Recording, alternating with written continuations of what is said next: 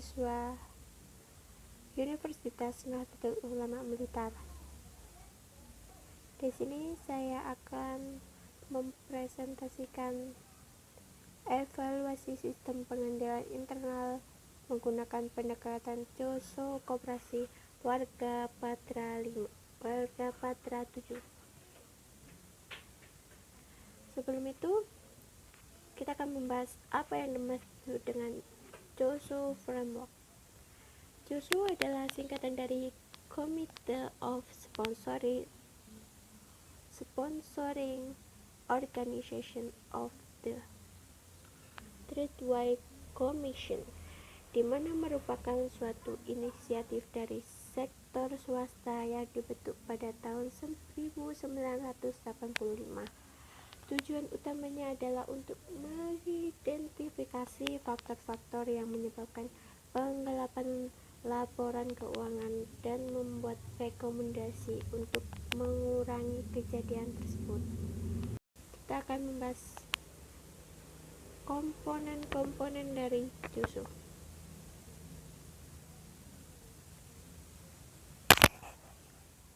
Komponen sistem pengendalian internal. Dalam suatu sistem pengendalian internal yang efektif, menurut Joso, harus memenuhi 5 komponen utama yang saling berkaitan. 5 komponen pengendalian internal tersebut adalah: 1.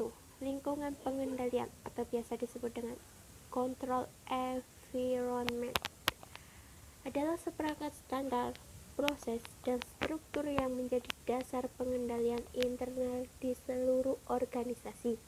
Direksi dan manajemen menetapkan kebijakan yang jelas terkait pentingnya pengendali internal dan perilaku standar yang diharapkan.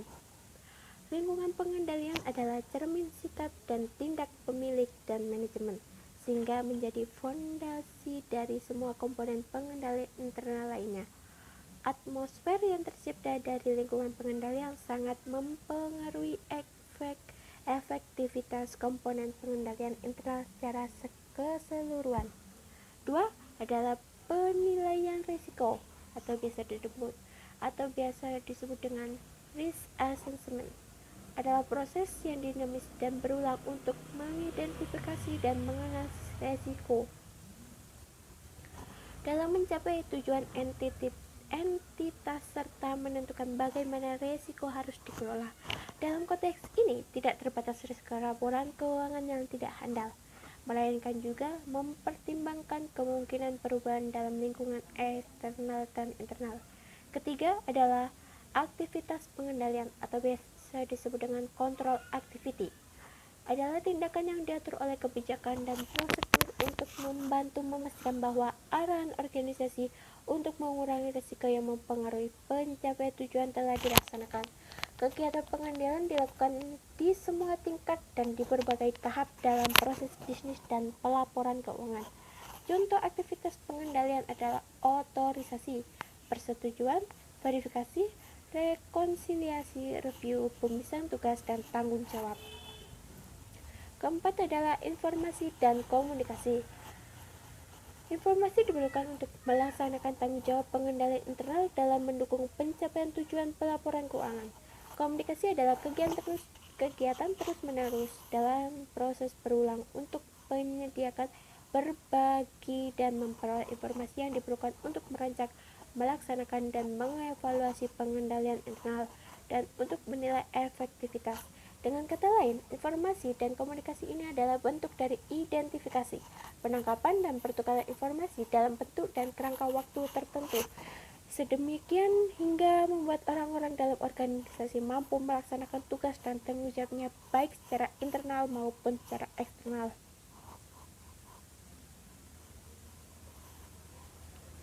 Yang terakhir adalah pemantauan atau biasa disebut dengan monitoring. Adalah kegiatan untuk memastikan apakah masing-masing dari 5 komponen pengendalian internal ada dan berfungsi. Setiap ditemukan adanya kekurangan harus dievaluasi dan dikomunikasikan secara tepat waktu kepada direksi. Kelima komponen tersebut saling berkaitan dan tidak dapat dipisahkan.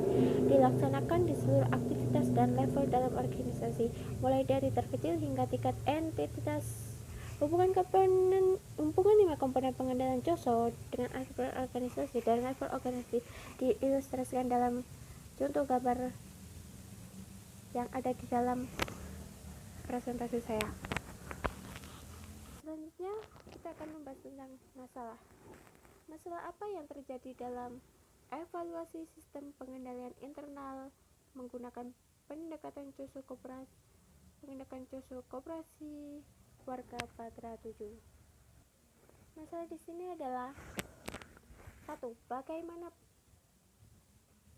penerapan pengendalian internal di koperasi Patra 7? 2. Komponen-komponen apakah yang belum memadai dalam sistem pengendalian internal koperasi Patra 7? 3. Apa yang menjadi prioritas dalam sistem pengendalian internal koperasi Patra 7 yang perlu diperbaiki dan dikembangkan? Selanjutnya, di sini adalah gambar dari grafik perolehan SHU koperasi periode tahun 2011 sampai 2014. Di sini disebutkan bahwa Koperasi Garda 7 adalah salah satu entitas bisnis yang berorientasi laba yang merasa perlu menerapkan pengendalian internal secara menyeluruh. Setelah diterpa kerugian finansial dalam jumlah yang signifikan akibat kelemahan pengendalian internal yang dimanfaatkan oleh pihak-pihak yang tidak bertanggung jawab. Meskipun bukan organisasi publik, Koperasi Garda 7 memiliki kewajiban untuk mempublikasikan laporan keuangan dan kinerjanya yang telah diaudit kepada anggota setiap tahun dalam forum rapat anggota tahun. Pengalaman pahit yang dialami Koperasi Garda 7 membuat pengurus koperasi sadar bahwa untuk menjamin kinerja koperasi yang bersih dan terpercaya, Koperasi Garda 7 perlu mengacu kepada standar yang berlaku umum, yaitu Sarbanes. Pada tahun 2014, anggota koperasi menuntut adanya RAT dikarenakan pengurus koperasi periode tersebut tidak menyelenggarakan RAT dan tidak membagikan hasil usaha atau biasa disebut dengan SHU selama 3 tahun. Seharusnya RAT sebagai bentuk pertanggungjawaban pengurus dilaksanakan setiap tahun sesuai dengan anggaran dasar dan anggaran rumah tangga Koperasi Garda 7, dan SHU sebagai hasil dari bisnis koperasi dibagikan setiap tahun atau dihitung apabila digunakan untuk mendanai pengembangan usaha. RAT telah dilaksanakan pada bulan Mei 2014 di kantor Pertamina Marketing Operation Regulation. Dalam rapat tersebut diputuskan untuk melakukan audit atas laporan keuangan koperasi dengan tujuan apakah dana yang terkumpul dari anggota telah dikelola sesuai dengan tujuan didirikannya koperasi. Berdasarkan laporan hasil audit dikeluarkan beberapa isu yang merupakan red flag adanya kelemahan pengendalian internal yang serius telah terjadi di dalam Koperasi Garda 7. Di antaranya adalah seperti gambar ini. Pada penghujung tahun 2015, dengan aktivitas bisnis yang rata sama, SHU dibukukan turun secara signifikan. Tidak ada penjelasan yang memadai atas penurunan laba koperasi. Selanjutnya adalah tabel proporsi pembagian SHU tahun 2015. Sejak tahun 2011, Koperasi Garda 7 mengakui adanya SHU dalam laporan keuangannya, namun tidak pernah membagikan kepada anggota.